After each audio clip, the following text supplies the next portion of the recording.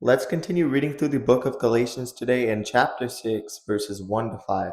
Brethren, if a man be overtaken in a fault, ye which are spiritual, restore such as one in the spirit of meekness, considering thyself, lest thou also be tempted. Bear ye one another's burdens, and so fulfill the law of Christ. For if a man think himself to be something when he is nothing, he deceiveth himself. But let every man prove his own work, and then shall he have rejoicing in himself alone and not in another. For every man shall bear his own burden.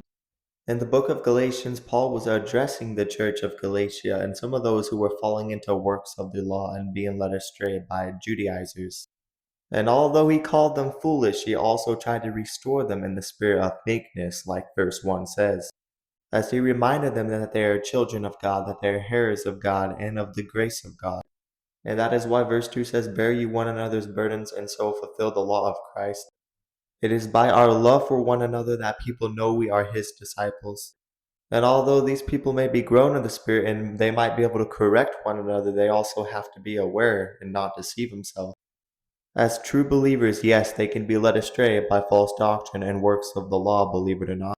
That is why in verse 1 he says, Lest thou also should be tempted. And in verse 3 he says, For if a man think himself to be something when he is nothing, he deceives himself. In verse 5 he says, Every man shall bear his own burden. And ultimately these Galatians who were fallen back into works of the law were not taught enough, they were not grown in the Spirit, as they were easily deceived and led astray by the Judaizers who were adding works to the gospel. Only the message is, stand strong in the truth of the gospel. Bear one another's burdens, but also bear your own burdens, because we can be led astray.